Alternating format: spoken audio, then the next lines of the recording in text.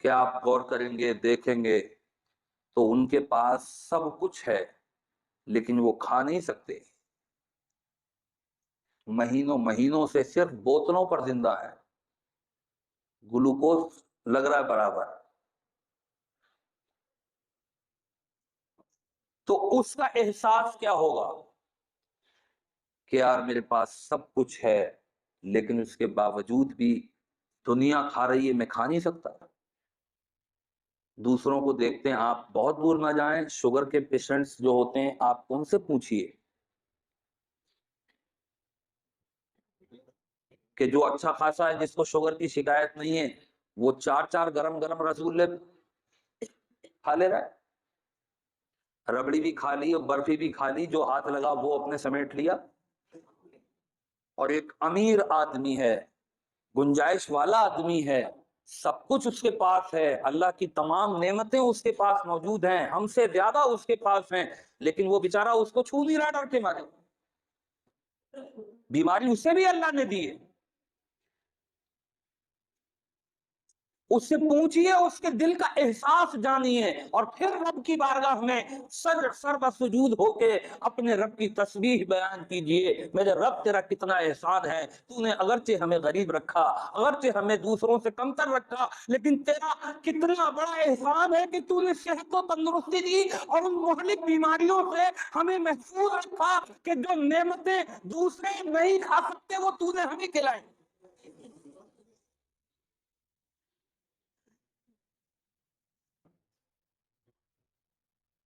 تو یہ احساس اپنے اندر پیدا کرو۔ اللہ کی نعمتوں کا شکر بندہ تبھی کر سکتا ہے جب ان چیزوں پر غور کرے، فکر کرے، سوچے۔ آج ہماری استھتی یہ ہے کہ ہم اللہ تبارک و تعالیٰ کی سینکڑوں ہزاروں لاکھوں نعمتوں کا صبح سے لے کے شام تک استعمال کرتے ہیں، مگر ہمارا دھیان کہیں نہیں جاتا۔ ہم ایک روٹین کے مطابق جیتے ہیں اور ہم کبھی نہیں سوچتے کہ یہ نعمتیں اللہ نے ہمیں دی ہیں، اس کا کتنا بڑا احسان۔ تو یہ غنا کی دولت اللہ تعالیٰ عطا فرماتا ہے نیکوں کو۔ جب بندہ نیکیاں کرتا ہے تو رب تبارک و تعالی بندے سے خوش ہو کر اسے غنا کی دولت عطا فرماتا ہے۔ اور صرف یہ ایک غنا کی دولت ہی ایسی عظیم نعمت ہے کہ جس کا شکر پوری زندگی ادا نہیں کیا جا سکتا، باقی لاکھوں کروڑوں نعمتیں الگ، صرف ایک غنا کی نعمت۔ تو بندے کو نیکیاں کرتے رہنا چاہیے اپنے رب کو راضی کرنے کے لیے۔ جب رب راضی ہوگا تو وہ ہمیں رزق میں بھی برکتیں دے گا۔ ہمارا ایمان کیا ہے کہ سب کچھ اللہ ہی کے حکم پر ہے، ایک پتا، ایک ذرہ رب کے حکم کے بنا، اس کی مرضی کے بنا ہل نہیں سکتا، گر نہیں سکتا، اپنی جگہ سے ہٹ نہیں سکتا، سب کچھ اسی کی دست قدرت میں ہے۔ تو پھر ہمیں اسی سے مانگنا چاہیے، اسی کی بارگاہ میں رونا گڑگڑانا چاہیے، سب سے پہلے اس کی اطاعت کرنا چاہیے، اس کے حکم پر عمل کرنا چاہیے، اور پھر اسی سے مانگنا چاہیے وہ رب جو دوسروں کو مالدار کرنے پر قادر ہے وہ ہمیں مالدار کیوں نہیں کرے۔ اور اگر مالدار نہ بھی بنے، بہت سارے لوگوں کی شکایت رہتی ہے کہ ارے یار وہ ہم تو اتنی نمازیں پڑھتے ہیں، ہم تو یہ کرتے ہیں، ہم تو وہ کرتے ہیں، پھر بھی یار ہم پریشان ہیں، اور وہ دوسرے لوگ مکاری کر رہے ہیں، دھوکہ دھڑی کر رہے ہیں، سب کچھ کر رہے ہیں، وہ پھر بھی خوش ہیں۔ تو آپ دنیا کی نعمتوں کا تقابل نیکیوں سے مت کیجیے۔ انسان کی غلط فہمی یہی ہے کہ وہ دوسرے کے اعمال دیکھے اور پھر اس پر نعمتوں کی نچھاور دیکھے تو وہ یہ سوچ بیٹھے کہ اللہ تعالیٰ ان سے زیادہ خوش ہے۔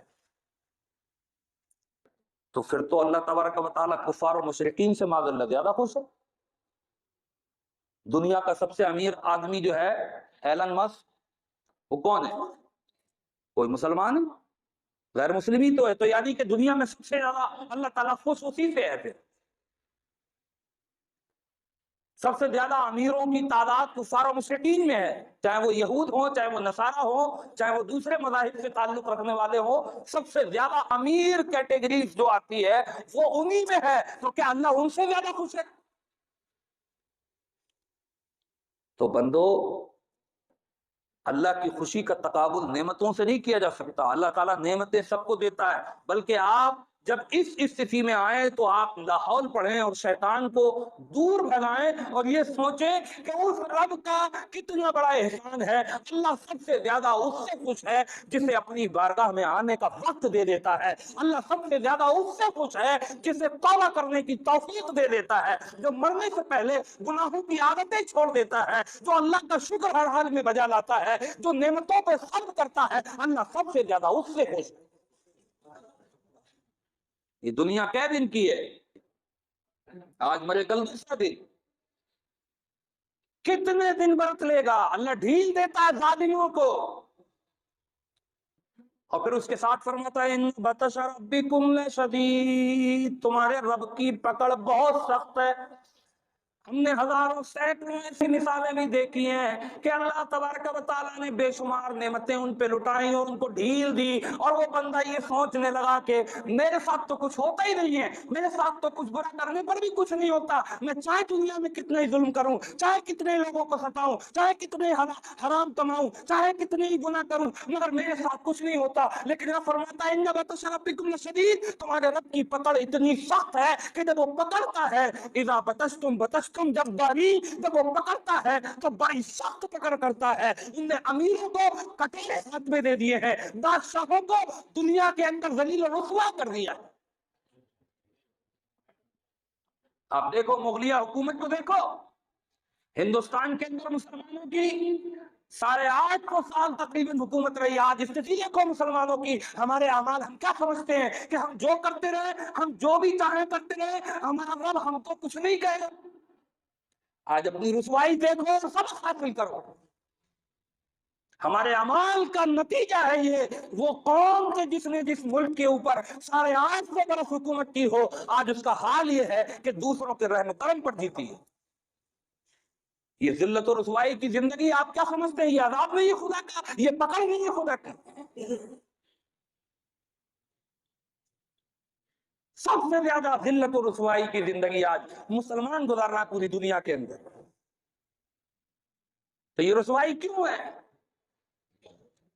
وہ قوم کے جس کے امیر کا نام سن کر کے بڑے بڑے لوگوں کے پاؤں کے تلے سے زمینیں کھسک جایا کرتی تھی. آج ان کا یہ حال ہے کہ کفار اور مشرکین کے نام سے کلیجے دہل رہے.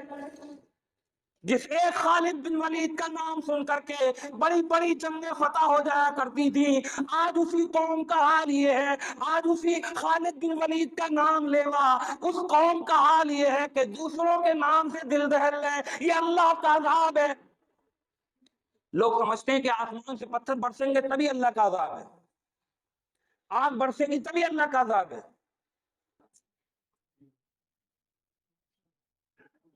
یہ رسوائی، یہ ذلت، یہ بڑا عذاب ہے. اس لیے اللہ کی طرف لوٹو اور نیکیوں میں نیت خراب مت کرو. ہماری تو نیتیں ہر جگہ بگڑ جاتی ہیں. ہم نیک کام کرتے ہیں تو اس میں بھی سوچتے ہیں کہ اس کا بدلہ اللہ تعالیٰ ہمیں فوراً دے دے، اور اللہ تو دلوں کے حال سے واقف ہے کہ یہ بندہ کر کیوں رہا ہے. نماز بھی پڑھ لیا تو یہ سوچ کے کر رہا ہے کہ میرا فلاں کام بن جائے. ارے نماز اللہ کی عبادت ہے، وہ ہم پر فرض ہے.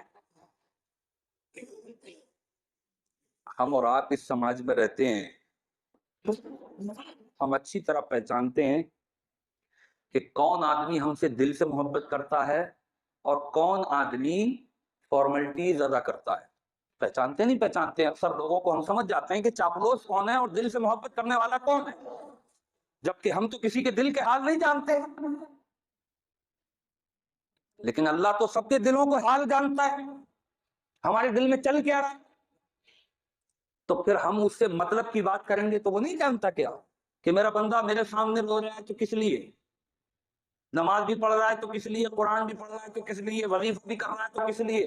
وظیفہ بھی کرو تو اللہ کی رضا کے لیے کرو. یہ سوچ لو کہ اللہ نیکوں کے ساتھ ہے. جب ہم نیک بن جائیں گے تو اللہ تعالیٰ ہمارے ساتھ، پھر ہمیں کیا ٹینشن.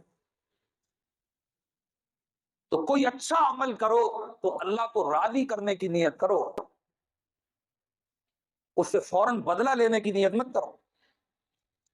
اللہ نیتوں کو جانتا ہے. جب ہم اچھی نیت کے ساتھ اچھا کام کریں گے تو رب تبارک و تعالیٰ اس کا صلہ ہمیں دے گا، دنیا میں دے گا، آخرت میں بھی دے گا. بس اس کو راضی کرنے کی فکر کرو. اگر وہ راضی ہے تو سب کچھ ٹھیک ہے، اور وہ ناراض ہے تو سب بیکار. اس لیے ہمیں آپ کو چاہیے کہ ہم ہمیشہ اس بات پر نظر رکھیں کہ ہمارا رب کون سے عمل سے خوش ہوگا، کون سے عمل سے ناراض ہوگا.